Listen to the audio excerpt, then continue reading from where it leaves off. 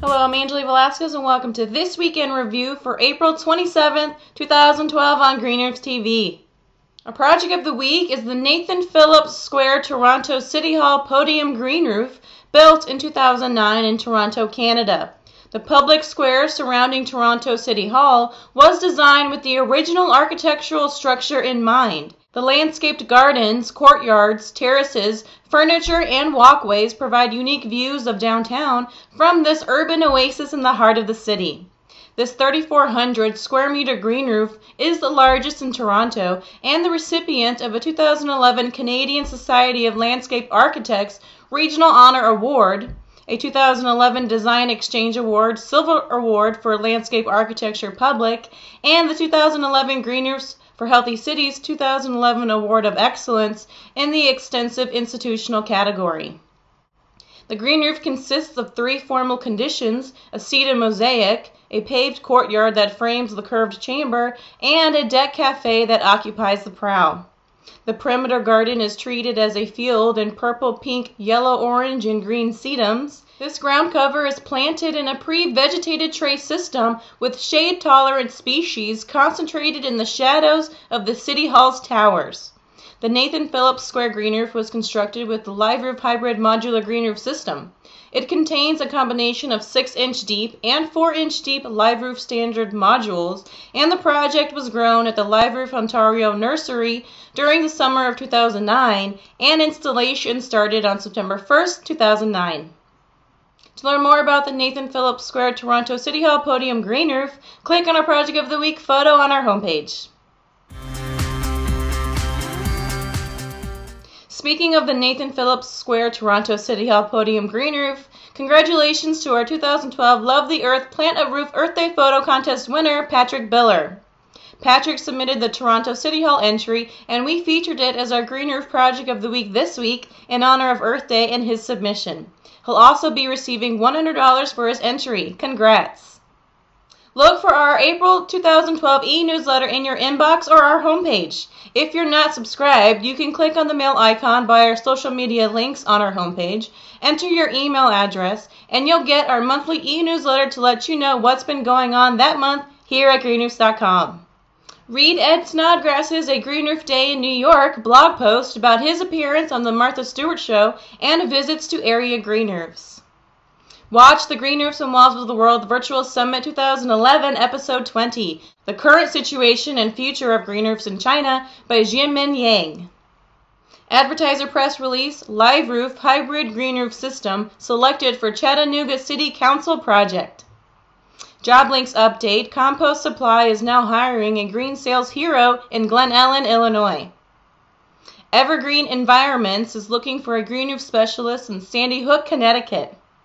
Industry news, Illinois EPA Interim Director John Kim announced the award of nearly $5 million in green infrastructure grants designed to reduce the amount of pollution running into Illinois waterways from stormwater sources.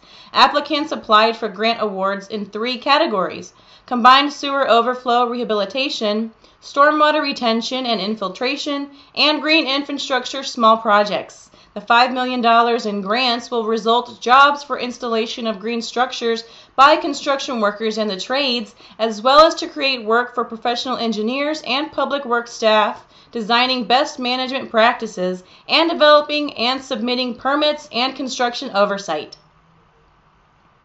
In their recent report, Banking on Green, American Rivers explained the many benefits of using green roofs and other techniques like rain gardens and green streets to save money, reduce energy use and flooding, and keep people healthy and water clean. Now, working with Goodbye Silverstein and partners, they've just released Get More Green, an interactive tool that lets you virtually green a roof in your own community to find out how much money you'll save in heating and cooling costs, as well as how much dirty water you'll keep out of your local river.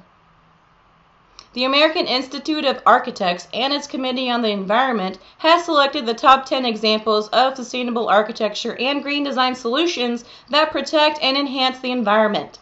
The projects will be honored at the AIA 2012 National Convention and Design Exposition in Washington, D.C. Top 10 award winners with green roofs include the Mercy Corps Global Headquarters in Portland, Oregon, the Kensington High School for the Creative and Performing Arts in Philadelphia, Pennsylvania, and the University of Minnesota Duluth Bagley Classroom Building in Duluth, Minnesota. Over at Sky Gardens, check out Lena's latest posts. Green Roofs and Walls of the World Virtual Summit 2011, Episode 20, The Current Situation and Future of Green Roofs in China. Happy Earth Day, the winner of the 2012 Love the Earth Plant a Roof Earth Day Photo Contest is... And greenroofs.com's This Week in Review on Green Roofs TV for April 20th, 2012. April 27th through the 28th is Green Living Roofs, a Green Living Technologies International Professional Installer Training Module at the State University of New York, Ulster in New York, New York. April 30th is the 3rd Annual Massachusetts Sustainable Economy Conference in Boston, Massachusetts. April 30th through May 25th is the WBK International Green Roof Course, ZHAW, in Waddenswil, with excursions to various regions of Switzerland. May 2nd is the Making Engineered Green Roof Systems Work for Any Application seminar by Architect, the Van Dusen Botanical Garden Visitor Center in Vancouver, Canada. May 2nd through the 3rd is Buildings New York, Green Buildings New York in New York, New York. And May 2nd through the 4th is Living Future, Women Reshaping the World in Portland, Oregon. Cade Benfield of the NRDC Switchboard blog talks about Toronto's leadership for green roofs. Since January 2010, Toronto has been paving the way for North American cities with their requirements of having green roofs on new commercial, institutional, and multifamily residential developments across the city. And next week, the requirements will include new industrial development as well. Toronto's municipal bylaw indicates that smaller residential and commercial buildings are exempt, but the larger the building, the larger the green roof must be. The largest buildings are required to have 60% of their available roof space to be vegetated. For industrial buildings, the bylaw will require that 10% of available roof space be covered, unless the building uses cool roofing materials on 100% of the roof space and has stormwater retention to catch at least 50% of the annual rainfall. Last fall, Green Roofs for Healthy Cities announced that Toronto's green roof requirements had already resulted in more than 1.2 million square feet of new green space in the city. Lorena Galliette of the State of the Planet blog says there's no one-size-fits-all green roof, studies show. Researchers are looking at how the types of vegetation used in green roofs affects their functioning. Sedum is a popular choice for green roofs because of their hardiness, shallow root systems, and low maintenance requirements. 2 new studies are showing that grasses or taller shrubs may actually be more effective than sedums at reducing stormwater runoff. It all depends on where in the world you are. There is no one-size-fits-all green roof. An author of the UK study, Nigel Dunnett, said that previous research on the efficiency of green roofs had focused on their design and structural components, not on the types of plants used. He also said there is a tendency in the green roof world to imply that all green roofs are the same and deliver benefits in the same way, but that vegetation choices can, to some extent, also influence green roof performance.